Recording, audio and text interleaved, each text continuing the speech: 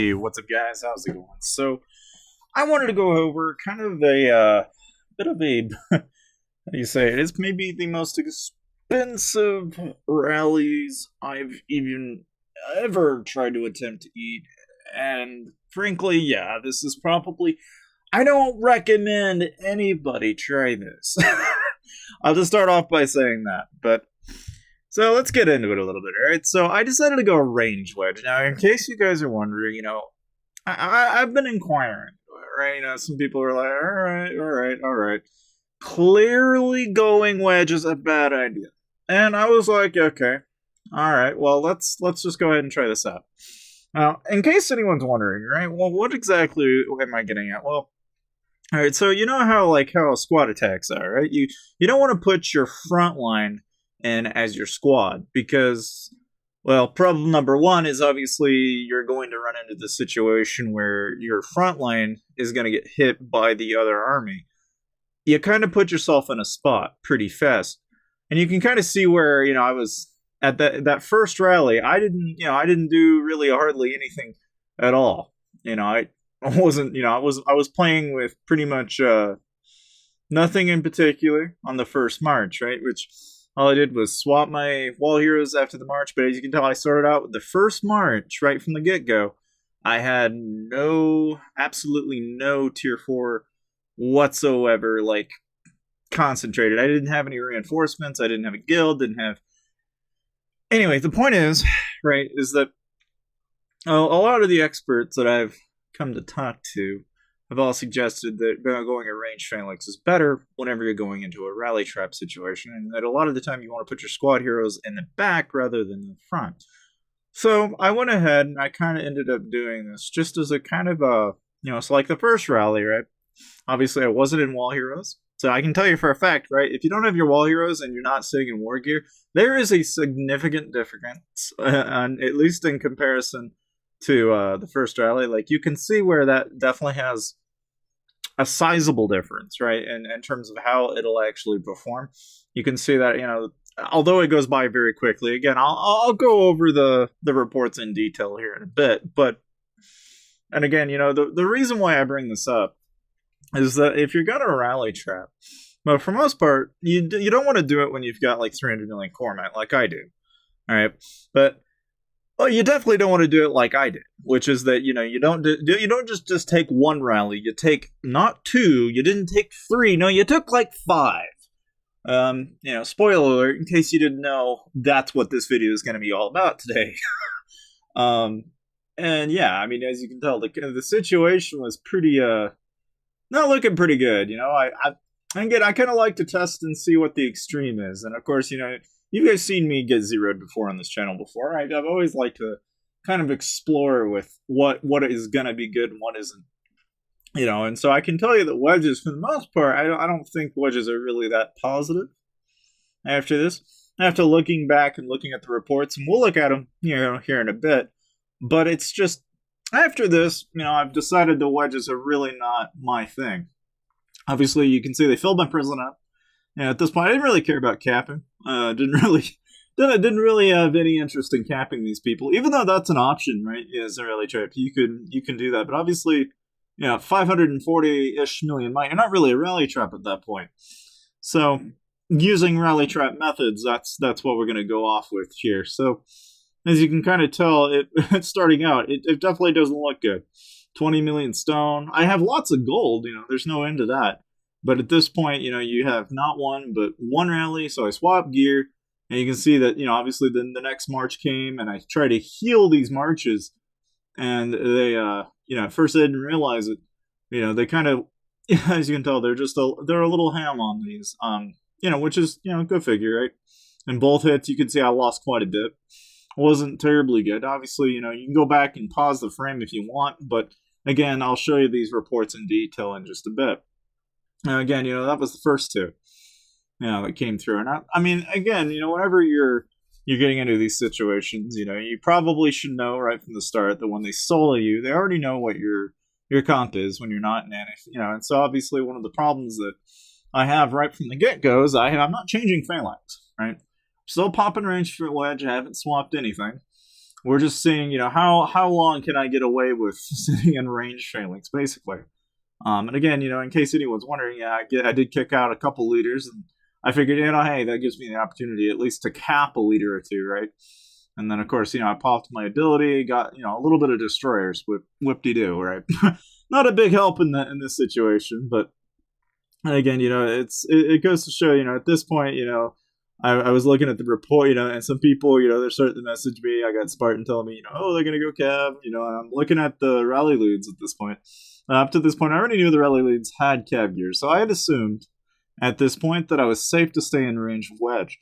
Because I was thinking, right, that they were going to try and counter the counter, meaning that, I was thinking, okay, they're probably going to send infantry. That's what I would assume they were going to go in. But without knowing that for certain, I was afraid they were going to go cab. So at this point, I really don't know what they're going to send. I have no clue what I'm fixing to basically end up eating at this point. But I already know that I'm really low on range, and at this point, it doesn't seem logical to keep going in range. But I was like, all right, screw it. Why not, right? So at this point, you got not one, not two, not three, but you got almost four of them now going. With Photon in the distance, Sarah, and then Kango, it's not looking so good. And you even got T-Zai going at this point. But then you've also got, it looks to be a Nazgul in the distance. So it's not looking really pretty at this point, and so at this point it's getting pretty worrisome. I know that I'm probably going to get myself zeroed out, and I'm going to take a huge jump in loss. So at this point, I checked to see what they sent, and I counted the first march. What I didn't anticipate was the fact that because I'd stayed in range like I did, which I could have stayed in infantry, I could have easily done that. But as you can tell, of course, as you can tell, it doesn't look really good at all. I mean, it's it's basically a million tier 4 for like a million tier 2. It's not really great for an exchange. And honestly, yeah, I would have loved this to have been somewhat different. It would have been nicer. But obviously, the next rally, yeah, more or less, I would love to tell you this gets better, but it doesn't. Obviously, the next hit, it's again another again we're talking mythic champ players here, guys. We're not dealing with any small crowd fish here. This is some pretty heavy duty stuff. Here 400,000, that sucks. And then another 1.1 million or so. So obviously, at this point, it's very clear that this is not going as the plan. And of course, we go to the next hit. And again, more or less the same story as before. But at this point, you'll notice that what happens at this point, right? Because the range is pretty much zipped, you'll notice that now it's somewhat less than before, which is a little weird, right? You can kind of see how that, is just a little strange, right? But mostly in due to the part because it's Drakes, like range versus Drakes, you're probably okay, right? And if you look at the next rally, of course, I ended up capping their leader in this rally. And again, it's, you have to wonder, right? Again, they're packing decent gear, in case you didn't know. All right, and I'll show you. I'll go ahead and really briefly just show you the kind of gear, okay, that these guys are packing, because this was no simple ball game, right? we're talking some pretty heavy duty gear here, okay. But going back to this report, right? There, another 980 some thousand tier 4. It's not pretty. It's just a lot of dead troops. It's not pretty at all. It's really ugly, to say the least. But as you can tell, it hurts to kind of see that, though, because then you can see here I've taken at this point, because the front line is already as wounded as it is. At this point, I'm just basically my range front line is non-existent, and so it starts to dip into my fighters and my Drakes. But as you could tell, it was kind of a anybody's guess kind of thing at that point. But that was pretty much another 600,000 dead. So it just keep dwindling from here. It just doesn't get any better, right? And then, of course, another one by Congo. Now, this was like a mythic-ish tier player, so not really that strong in comparison to the other guys. But you can see here he went full Drakes, and once again, more or less the same result as before. Again, packing a full set of Cav Heroes, but because I went ranged like I did, it pretty much countered all of those Drakes, and it did a real number on that. But like as you can tell, there are 110,000 more Cannoneers are dead and 400,000 sharpshooters are dead. So I wouldn't call it a victory by any means, but it was a good fight.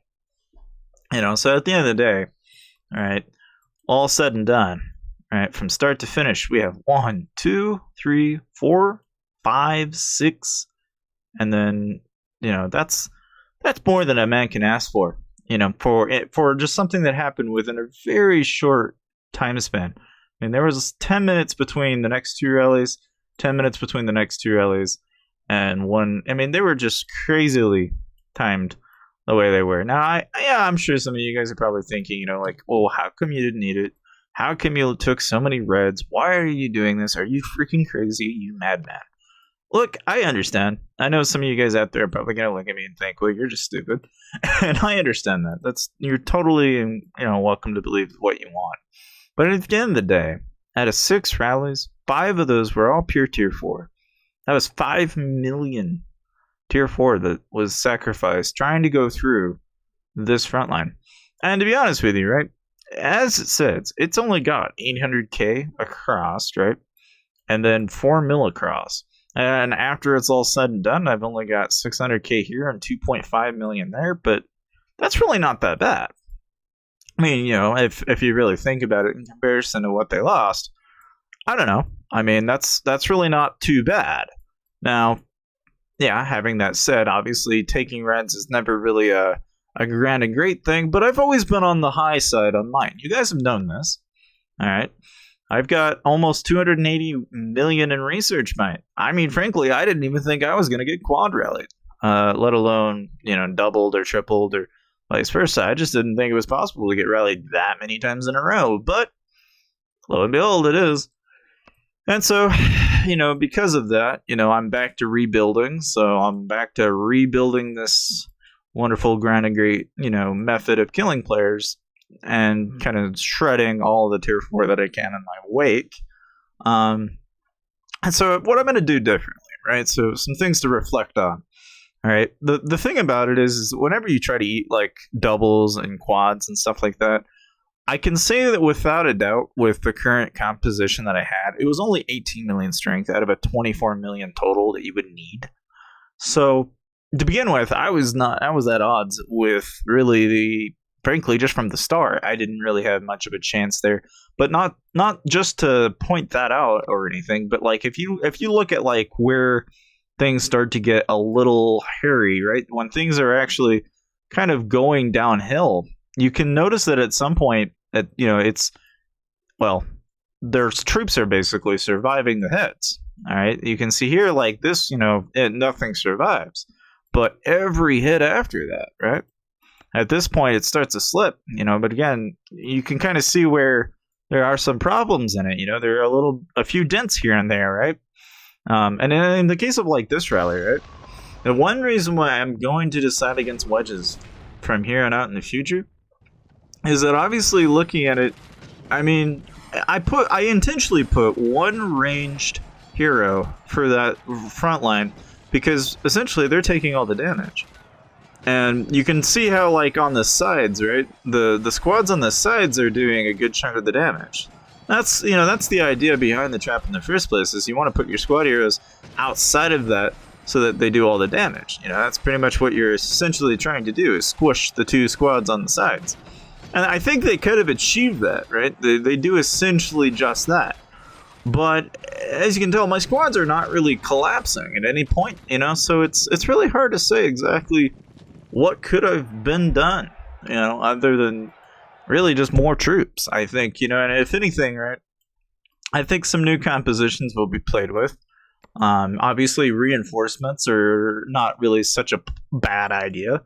But again, these are things that, looking at it now, all right, this gives me a really good template to kind of look over and see, what is this wedge going to do in situations where you've got different kinds of compositions. I mean, you can see how, here in this case, they've got all their range in the back, and you can see that the range are taking all that damage, but it's not going to make a hell of a difference in the case of, where this wedge is really just pretty much doing a bulk of the effort and has already kind of gone out of its way to pretty much squish that march. So it works out great in this situation, right? But, you look at like where I'm not in counter, and this is the thing, when you're eating rallies like this back to back and you really don't know exactly what's getting sent at you, it's kind of tricky really when, like here, it's the same troop type, right? Same exact troop type, and it's an imp wedge versus a range wedge. All right, and at this point, right, it's more or less you're kind of dealing with the same exact problem, really. You've got pretty much, you can see the range are doing a ton of damage over on those units out in the back, but they're not doing a bulk of the damage. I mean, that's not what they're intended for. You can see that my squads, which is my cav and my infantry, they're the ones that are squishing those marches, which is what they're exactly intended to do, right? And as you can see there, I mean, I'm not using the front line as a damage producer. That's essentially what the front line's intended to do. And it works just fine in this case with the wedge. However, being that, it is a wedge, I think it could have been a lot different had it been, like in the case of like Photon, right? All right, Photon, being that he did go a full range rally, you'll notice that the numbers are obviously substantially different, right? You kind of have to think, okay, what could have caused this problem, right? Is it because the squads in the back finally collapsed in? Because again, the numbers here are really pretty positive. They're not negative in any way whatsoever, and then it becomes a question of like, well, what went wrong here, and honestly, if you ask me, I think it really boils down to the fact that the strength of the composition just isn't sufficient. I mean, although it did an enormous amount of damage, as you can tell, as you can see that, as these units up here are taking a good chunk of that damage, it's still not doing an immense amount of effort here. I mean, this does exactly what it's intended to do. It just soaks damage. But as you can tell, like, that might be a little bit different had it been in a range phalanx where things might have been just a little bit more spread out. I mean, vice versa, we come back to this rally where I didn't have any wall heroes, right, that were doing any army attack or anything. And this is talking plain Jane and as simple as possible. You can see how, like, even in this case, all right, the first problem that happens is that these frontline units end up becoming, like in this case, that cav wedge was really bad because my cav units at this point are taking a lot of attrition because they're essentially they're soaking all the damage while the range are hitting them, and that is not good. Like, you don't want this situation. This is a bad example of what you don't want to have happen because they're doing, the squads are doing the damage and are getting completely shreked at the same time. It's just not. It's not a good thing, right? This is kind of this is what not to do. Although it works, it's really not what you want. So if I don't know, like, I mean, going back, I would say there will be some changes that I'll make, but ultimately, that is in a sense what I kind of had happen to me. Needless to say, I hope you guys enjoyed the video. Hopefully, you learned a thing or two. And again, like I said, I'll play around with this composition and try it again. See what happens if I build it a little bit stronger. But obviously, being the might I was, and the fact that I used a wedge, I mean, obviously, you guys can see now what a wedge will do in these kind of situations. But I definitely think we'll try out and see what phalanxes will do for a change, and we'll use that as a way to kind of compare and see how it goes down.